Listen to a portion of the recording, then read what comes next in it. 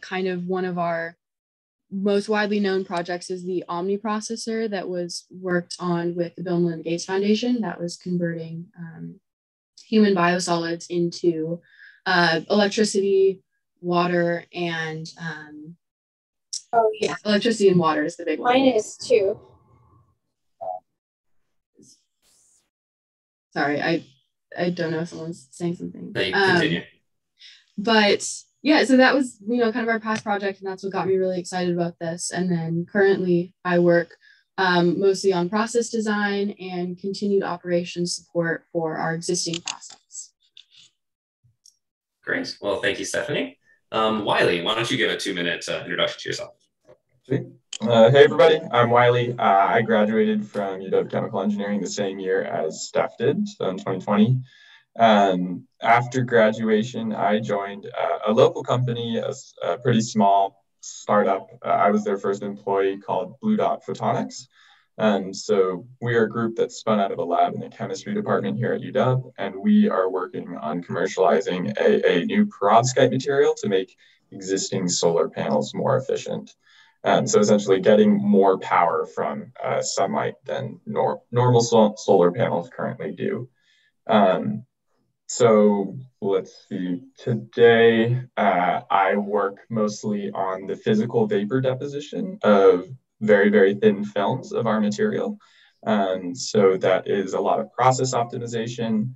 I also participate in materials design and help guide which formulations of materials we decide to turn into thin films, and then support the team through building up data science infrastructure and data pipelines to help expedite R&D. So that's kind of all what we're focused on right now. We've got a pretty small team moving towards a very small singular goal. Basically demonstrating that this project is feasible, reproducible, and economically viable is the biggest thing. So a lot of chemical engineering in my day-to-day, really across everything I've learned. It's pretty fun to use, and I'm excited to see where the product goes. We're only a couple of years into it, so it's been a lot of fun. Great. So now we'll move into a few set questions. And Wiley kicked us off very well, because the first one we want to ask about is part of the point of this panel is to give some of our students sort of a take on what their experience might be like transitioning into these fields of energy, environment, and sustainability. So could you tell us just a little bit about what your day-to-day looks like in your current role, and how has that changed really since you transitioned into that role? Maybe Wiley, since you just started talking about that a little bit, maybe we'll start with you, and then let's dive in. So my title is photovoltaics engineer, and that's pretty broad. So photovoltaics is just basically like the fancy word for solar. So that's my job title, and it really encompasses a lot of high throughput R&D. So when on my, this week I got up and I get into lab, and then I start preparing for experiments. So that's getting into the glove box to weigh out specific types of materials, planning experiments around those materials, and then coordinating with the downstream team. So I'm upstream. I use the physical vapor deposition techniques, which is basically heating up those materials really, really hot under vacuum and getting them to sublimate and turn into a thin film on glass. So I make those samples, and then I hand them off to the downstream team, where they do different post-synthetic modifications to the film and characterization as well. So really day to day, it's most of my time is spent running experiments, planning experiments, and coordinating with other team members. And then kind of throughout the whole week, I'll be amassing data. So it'll usually take like a day or two at the end of the week to sit down and really work through the data collected and make sense of the results and guide the next week of experiments. So really kind of on the fundamental R&D side of things in industry. Great. Stephanie, what about you?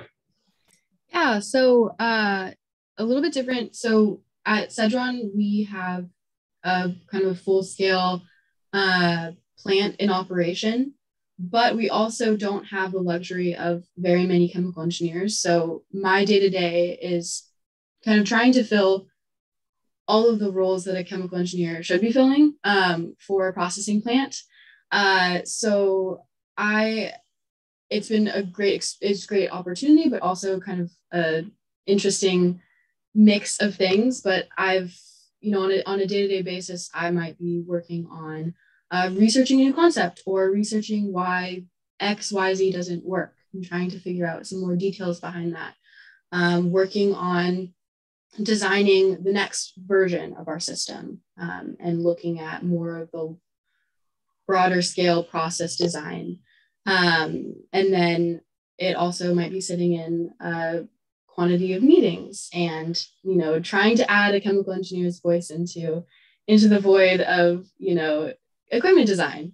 And then also my favorite part of my job currently is working with existing operations and filling more of a process engineer role. So monitoring operations, troubleshooting problems that go wrong, and doing kind of larger scale analysis of how we're doing, where we are currently, and how we can get to our ultimate goals with the process. And so it sounds like kind of a range of kind of research to process engineering, which is wonderful because it means we have a wide variety of different perspectives. So maybe the two of you could tell us a little bit about how chemical engineering, or maybe even just the broader skills that you gained in our program, have been useful in your current role. So how does that ChemE work inform the work that you're doing now? And maybe Stephanie, you could start this. Yeah. So chemical engineering, it's interesting because I think that the chemical engineering class and kind of skill set that I use most often on my day-to-day work schedule is the process design class at the end of your ChemE curriculum, where you kind of put it all together and try and make sense of it. And that's definitely the kind of skills that I'm using more on a day-to-day basis. Is, there's separation principles and there's phase equilibrium principles, but putting it all together and trying to kind of conceptualize a larger picture with it. Great. Wiley? I'd say to think back to specific chemical engineering classes, I think about mass balances a lot, and then molecular scale transport. So in my day-to-day, when I try to make these thin films, everything is on the order of nanometers. So I'm trying to take this material and turn it into something that's tens to hundreds of nanometers thick, and really balance what material is where. So as you can imagine, trying to do that with any sort of macro scale techniques is quite difficult to precisely organize thin layers or atoms. So it's really going back and understanding how materials behave under different environments to get them to go where you want to go. So let's see, mass balances, some thermo, some transport as well are kind of the really big things. I also use a lot of Python on my day-to-day to kind of guide experiments, guide simulations that inform experiments, and really analyze a lot of data. Those are kind of the really critical parts of my job that I can attribute to things I learned in chemical engineering. So I guess kind of extending off of these points, I'm sort of curious how you kind of went from these kind of chemical engineering focused fields to the specific fields you're in now, and sort of what's inspiring you about working in this energy and environmental sector. Because the chemical engineering curriculum is quite broad, and so then transitioning to these more specific areas is maybe not an obvious transition. So maybe you could tell us a little bit about kind of how you transitioned from the ChemE curriculum to where you're at now, and kind of what's inspiring you about some of this current work. I'll keep the pattern. So maybe Wiley, we can start with you. Yeah, definitely. So let's see, going into undergrad, I knew I wanted to do something on the environmental side to fight climate change, et cetera, et cetera. And I found chemical engineering was a really good option to build technologies that would actually be used by everybody, by people, and would kind of change the way society uses energy and reduce the dependency on unsustainable fuel sources.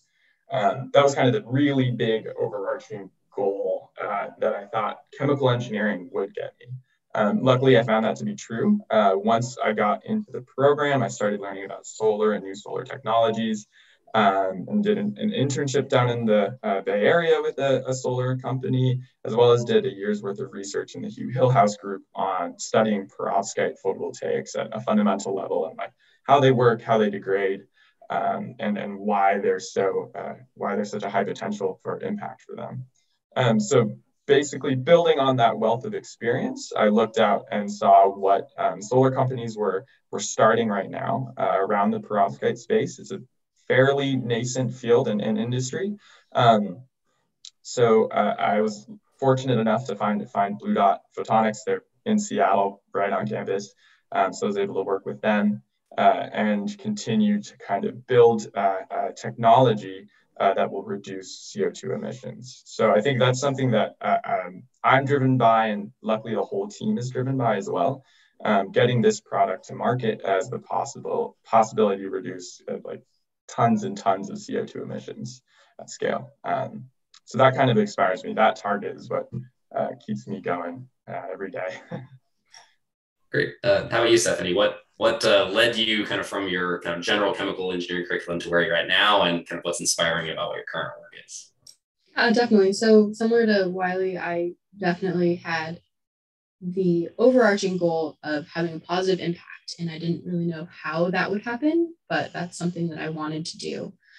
I chose to do chemical engineering because I found that it gave me the most, kind of breadth of options. And because I didn't really know exactly what industry, et cetera, I wanted to work into, that was a good decision for me because it opened up a lot of doors. Specifically for where I work currently, so it's kind of just a random chance of fate. One of my classmates at UW did a presentation on the company that I currently work for in our technology presentation for our engineering English class or something silly like that. And I was like, oh, that's really cool. And that kind of gave me the name recognition. And then, I stumbled upon them at a career fair and had a conversation with them, and they ended up, offering me an internship. And then through that internship, I was able to kind of learn how working at this company could give me that impact that I was looking for. And kind of the thing that really excites me about my current role is the technologies that we're working on. They have kind of a lot of varying areas of impact, from anywhere from pollution. That's kind of a really big one, is diverting streams from pollution, or from causing pollution. And then also, offsetting synthetic fertilizer emissions and kind of reducing the emissions associated with different waste streams, such as cow manure, which is one that we work on a lot right now. And there's kind of a lot of opportunity with the technology that we're working on currently, which is very exciting. And then also the team that we have that I work with has a lot of ideas that we're not working on right now. So the potential for the future is really exciting as well. What we might be focusing on primarily in 5 years might be different from what we're focusing on right now, which is definitely a lot of potential, which is exciting. So a common thread that I'm hearing is that you sort of had some general sense, both of you had this general sense of wanting to work on, energy and sustainability, but didn't necessarily know exactly how that was going to manifest until you joined the major. Could you maybe both elaborate a little bit more on kind of what drew you to chemical engineering in the first place, and sort of win the recognition of, oh, actually, I'd love to apply this towards sustainability and energy? When did that happen? Was that sort of before you joined? Was it during the major? Maybe you could talk just a little bit more about kind of the timeline for that. Stephanie, maybe you could start. Yeah, so I kind of decided to do chemical engineering more or less on a whim. It wasn't something that, had a lot of kind of existential thought behind it. But then once I was in the chemical engineering degree, I think it was in 310 where we were, doing mass and energy balances And it was just so, I think it just all felt so interesting because it was kind of a combination of math and science and physics and, really, yeah, I think that it was mostly kind of the excitement around the classes, and then also the potential for oh, I could work in pulp and paper, or I could work in oil and gas, or I could work in a million other industries that might not even know what a chemical engineer is, but I'm sure I could help them out. And I think that was kind of a message that was communicated to us a lot in the program. But then, Great. And Wiley, do you have any thoughts? Yeah, so let's see. I knew I wanted to do something around energy and sustainability going in, but I really wasn't sure how to apply that, or essentially like which major to choose. So I tried a couple law classes, thinking about doing like environmental justice law. Didn't like that at all. I thought talk to some atmospheric chemist professors to try and study atmospheric chemistry and like how CO2 emissions is influencing our atmosphere. And I think eventually I signed up to go to some grad student networking night at like, it was like a happy hour. And I wasn't even 21 yet. So I had to like agree with the organizers that I like wasn't going to drink if I went. Um, and this grad student event was all people working in the energy space and kind of giving them a chance to mix and talk. Um, and it was there that I just kind of, I found myself, I didn't really know what I was going into, but I found myself just talking to grad students and about the work that they did. And kind of the most interesting conversations I had was with chemical engineering grad students. I really liked the problems that they worked on. I liked how for everything that they worked on, there was like a clear application. Like, oh, this is how we build a product out of that, or this is how we will use that to address these specific aspects. It wasn't so much on the fundamental side of basically understanding like, why does this work, or what is exactly going on here, but it's like, how can we take these understood phenomena and build them into something that will cause impact at scale? So that's when I knew I wanted to choose chemical engineering as opposed to, say, chemistry or physics. And yeah, basically working off the goal of doing energy and sustainability kind of led me down the courses and the path and the experiences to where I am today. I think when I speak with a lot of students, I hear many of these similar stories where students, some of them know in advance, oh, I want this specific area. But many students, I think, come into the major thinking, oh, I kind of like the subject chemistry, math, and engineering. That sounds good. And then sort of come into understanding, oh, this is actually a really cool area of impact that I'd love to be involved in. And so it's great to hear you can find that path after joining the major, and it works out very well. Maybe as kind of one final question before we transition to the open questions is a much more technical one, which is maybe the two of you could tell us kind of what the biggest challenge is in your field and kind of why you think it's important. So maybe Wiley, we could start with you.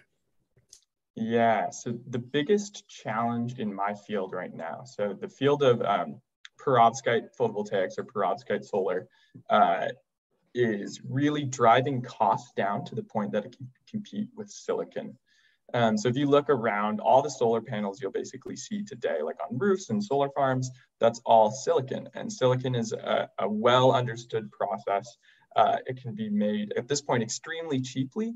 So it's basically finding what ways all these different perovskite companies, we're all like pretty small, are working on different aspects of trying to do the same thing, which is how can we either make our product cheaper and compete economically with silicon, or how can we work with silicon to further drive the cost down by making more energy for a single solar panel. So that's really the biggest challenge, is finding ways to basically sell the economics of the material. Yeah. And Stephanie, how about you? That's actually really interesting because it's kind of the same story for me.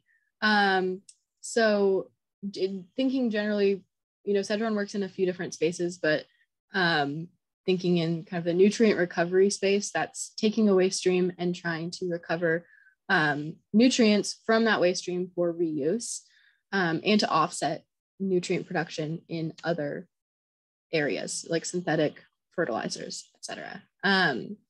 And probably one of the biggest challenges that we face is keeping our technology financially feasible. Right now, we primarily are, kind of lucrative in the agricultural sector, and our system costs more than most farms, like the entire farm operation.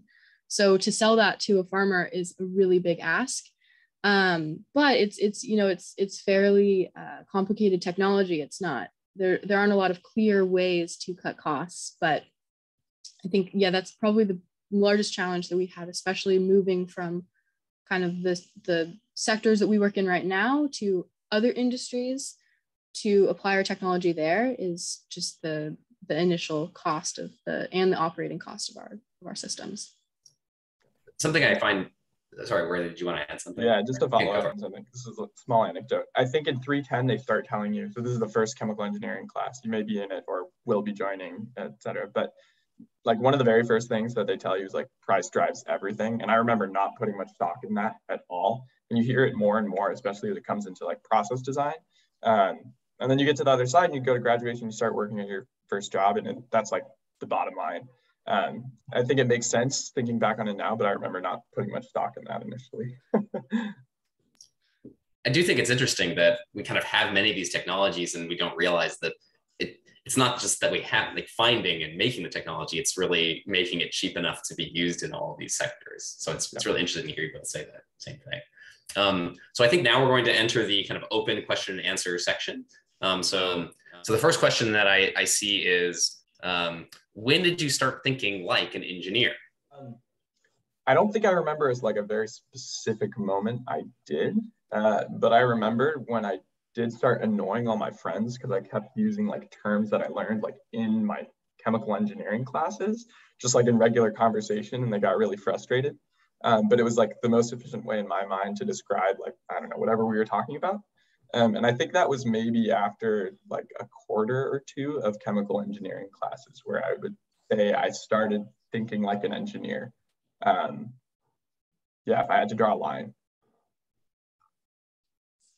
Yeah, I feel like if I started thinking like an engineer before I graduated, it was probably in process design, working on, the first like concrete project where we were, coming up with ideas ourselves and connecting different classes that we had taken over the years. Are you happy working at a startup, and how do you think it compares to something more established? Do you have any thoughts on that? Yeah, so let's see. I can answer the first bit. So I'm really happy working at a startup. I did an internship at a small startup, and I really like the atmosphere. So I found Blue Dot as a full-time position after graduation. Like I mentioned earlier, it's a really small team, so we're just 5 people, and we all work together pretty much daily. And I get to work directly with the CTO, the CEO. I get to be kind of intimately aware of everything going on on the business side and how that is guiding our decisions with R&D. I really like it because everything I do is so varied and also so high impact. A lot of the choices I make are kind of decisions made across the team about how we can move most efficiently and make the best R&D decisions to get to commercializing our product the fastest, which at times can be a little stressful, but also it makes the work I do feel all the more impactful. I like it a lot. As for the second part of the question, which was how does it compare? I haven't worked at a company larger than 10 people at this point in my life. But I think from what I understand in conversations with peers, you don't have as direct line of access to the people, I guess, at the top of the chain. And this is maybe just a product of how small the company is, but I really like being able to have all these conversations with kind of everybody in the company, understand their experiences and learn what they're focusing on, all as part of our broader goals, which maybe wouldn't quite happen at a company of 1,000 people. Really, yeah. Cedron is kind of in this weird space of we were a startup, like arguably maybe 2 years ago. And now we're kind of transitioning out of the startup space and trying to scale the company and scale the technology. And I think that generally, like Wiley, the experience has been very positive. We also have we have easy access to all of our higher ups at the company. I have, one-on-one meetings with the CEO very frequently, which is interesting. And I think that's very different from what you see at maybe a 200-person company. But in general, I think that the main difference for me has been the time scale between concept and execution is very short. And that can lead to really quick progress, but that can also lead to a lot of mistakes. And I think that the main difference between my company currently and where I think we'll be in a few years is having more of an established design process and really having steps and more checks and balances to make sure that we're doing the right thing before we do it. A follow-up for me actually is, because I've heard from people that have joined startups or joined big companies, and it seems like there's a bit of a trade-off where if you're working for a big company, the potential for impact could be much larger because you have the resources accessible to a large company. Whereas you also have less control over the technology because you're kind of driven by shareholders or other management. Do you feel like it's maybe easier to have, or do you feel more optimistic about your impact on energy and sustainability from the position of a startup? Do you think that your ultimate goal might be to be acquired by a larger company so that then you have the resources of a larger company? Any thoughts in that direction? So at Blue Dot, a lot of kind of our founding techno-economic analysis. So that's basically the math behind, will this product be viable? Like, can we build this and sell it and like make profit? A lot of that techno-economic analysis included the CO2 reduction. So we have very clear estimations of at what point in our scale out and scale up of our technology we will be hitting certain emission threshold or emission reduction thresholds. So I think from a broader impact point of view, our work is very clearly moving towards these specific milestones, which I find very exciting and sort of a driving force. As if we were a larger company, could we potentially do that faster with the resources that a larger company may have? Maybe. But I think what's exciting is we get to make a lot of the decisions amongst the team, basically. We get to make guiding decisions about the company and about our product as 5 people. While our goals may be very clear, how we get there is something that we get to decide on. Yeah. For sure. Yeah, I think that to answer that question as well, I think the main difference on impact has been, I have more impact at the company given that we're so small. But I think that we could have more impact if we were much larger. But I also think that we have a fairly risky technology. It's not fully flushed out. It's not, it doesn't necessarily check all of the boxes of kind of a larger company. So I think that if we were larger, we wouldn't be working in this space, which is kind of interesting to think about. We're going to, we have a path forward and we have changes that we're making that make it better every day. But at the same time, someone who's looking for their 8% return on investment in 20 years and, it's got to be better than the bank, they wouldn't necessarily throw all of their money at us right now. What was the job search process like for each of you? How did you approach your job search process and find connections in this energy and environmental area? And maybe Stephanie, if you want to start. Yeah, so I think that my biggest recommendation to anyone would be to not be afraid to put yourself out there, because it doesn't hurt if you don't, you'll never get the opportunities if you don't try, is something that, you'll hear a lot, but it's really true. The way that I actually got my job is, I had my internship and that's how I got my job. But the way I got my internship was and Nicole will tell you not to do this. So take it with a grain of salt. But I just connected to everybody on LinkedIn that had a degree from UW Chemical Engineering, like just serial connected. I didn't send a message. I just connected with them. And then when I saw this job opportunity pop up, I looked in my connections and I was like, oh, this guy, he works at Cedron Technologies and he's a chemical engineer and we're connected. And I sent him a message and I said, hey, I'd love to hear about, your experience at Cedron Technologies. I have an interview next week. Like, can I pick your brain? And he was at first like, are you like, what? And I was like, please, I want to know all of these things. And, we had a phone call, and in that phone call, I was able to demonstrate that I was really interested and I was really curious. And I, had prepared questions, right? And he went back and, he later became my supervisor. So I know this story, but he went back to the hiring manager and was like, yeah, let's just hire her because I've never had anyone ask me to do an informational interview before. And it's really easy, as long as you can get a past like that initial step of being like, oh, I'm scared to ask someone to like take time out of their day. It really goes a long way. And worst case scenario, if you do like an informational interview with someone, you just learn something. It's not, you might not get a job out of it, but you'll definitely learn something, which is really good. Just as a small plug, I also love informational interviewing. And Wiley, do you have any thoughts? Yeah, well, first of all, I second what Stephanie said. Like, really do not be afraid to put yourself out there. Ask a lot of questions, ask random people questions. Like, the worst thing you get is a no, which like isn't that bad in the grand scheme of things.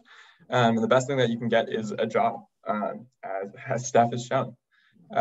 So for me, I would really advise to leverage on-campus connections. UW is a massive research institution, and they, depending on who you talk to, they will have connections all around the world. So my junior year, I worked as a research assistant at the Washington Clean Energy Testbeds, which is kind of a scale-up facility that is focused on, or that is really there for both research groups on campus and early stage startups to use. So I worked there as a research assistant, kind of helping out with lab work and working on some projects for the staff of the facility.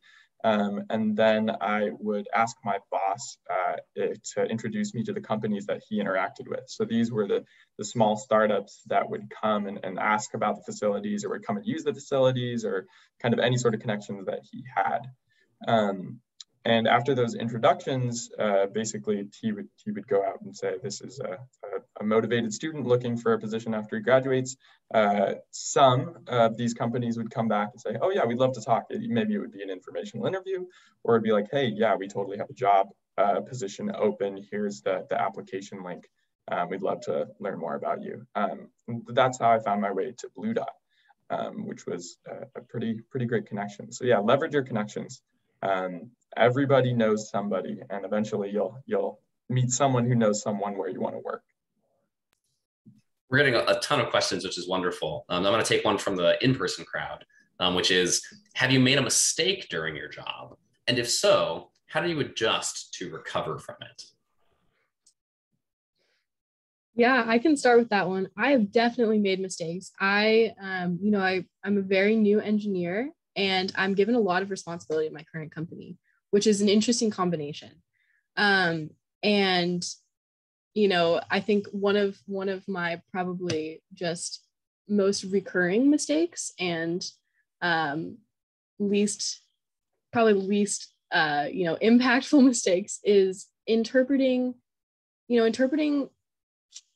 specifically simulation results too early. I do a lot of Aspen simulations, and you, depending on what class you're taking right now, you might have varying familiarity with Aspen, but if you put garbage in, you're going to get garbage out 100% of the time, right? If you are operating under incorrect assumptions, then your results are not going to be valid. And I have, run into the mistake a few times of, not thinking through my results fully before communicating them to the team. And then later I'm like, oh, that's not right. And then the best thing to do, one thing that my CEO always says is, bad news doesn't get better with age.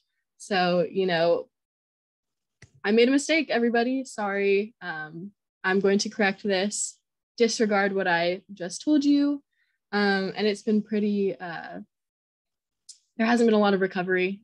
We're pretty forgiving at my company, partially because we operate so fast. There aren't enough checks and balances to prevent everyone from making mistakes, but definitely something that happens. Yeah. Again, second Zephanies, mistakes are very normal. Especially as just coming out of your undergrad degree, you know actually very little relative to what you will know after just 6 months working at your position. And mistakes are just part of the learning process. So let's see, mistakes I've made range from kind of more acute, where I've like dropped a vial of lead material on the ground and it's just exploded. And I have to figure out how to clean, or I basically go read all the documentation about how to clean that up safely and efficiently, and then talk about how we prevent that in the future with my coworkers. So that's learning experience there on handling materials in lab. And then another mistake that I made a lot initially was kind of translating the data right into, or let's see, I call this a mistake, but this is just part of R&D. It's just basically translating your data into what decision to make next and like what experiment to investigate next. So you can really, you can interpret your data the wrong way. And then maybe that's because you decided you thought the data was very clear and you didn't get a second pair of eyes on the conclusions.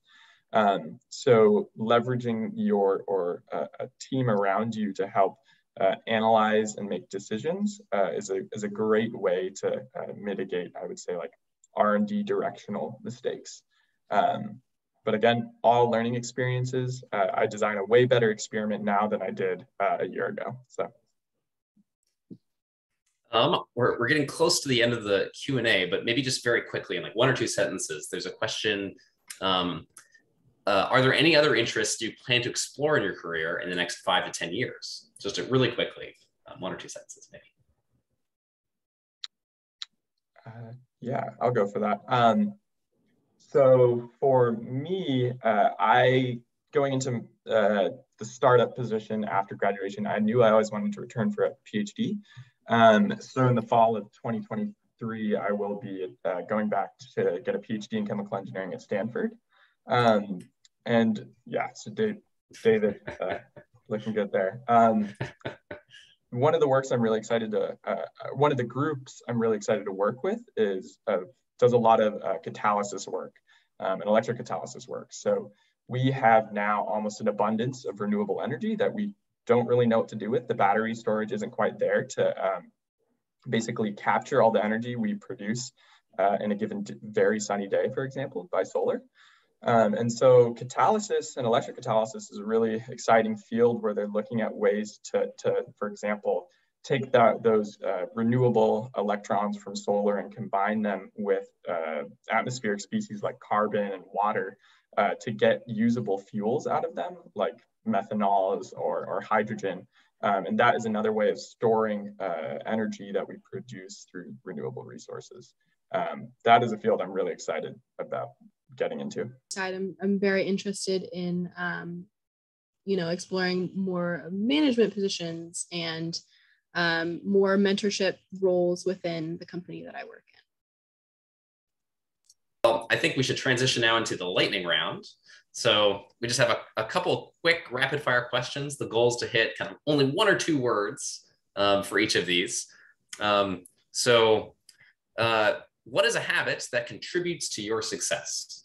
Maybe Stephanie, you can start with you. Asking questions. Getting enough sleep. Definitely getting enough sleep. Those are great. What's your favorite part about being a chemical engineer? Problem solving. Interdisciplinary problem solving, using a lot of different ways to solve your problems. It's hard to get it in the... and then who is your go-to mentor when you're seeking career advice? My supervisor. Also my supervisors at Blue Dot. Yeah, they've got a lot of great experiences, so to get to learn from those. And then one more quick one, maybe not in 1 or 2 words, but what's your favorite memory from your time at UW Chemical Engineering? My favorite memory is sitting in the computer lab and banging our heads against the wall, working on 310 problems and thermo problems and fluid problems, and but building the community associated with our study groups. And, Wiley and we studied together pretty often. Yeah, I second Stephanie on that. That was a lot of fun. Maybe in it, not so fun. Some late nights in the computer lab, but looking back on it, you build a lot of great connections and you make a lot of friends. And there is definitely, you grow pretty close with your community when you're working on a lot of really hard problems. Well, wonderful. Well, I think we're coming close to the end of our time. So let me just first say that it was wonderful to have the both of you here as panelists today to talk to our students. It was great hearing about kind of some of the various different ways that you're using some of this chemical engineering technology in the renewable and energy space. It's fascinating to see these various different, from process engineering to more research side and lots of different ways we can apply it. So maybe we as a group can thank Stephanie and Wiley for spending their time with us.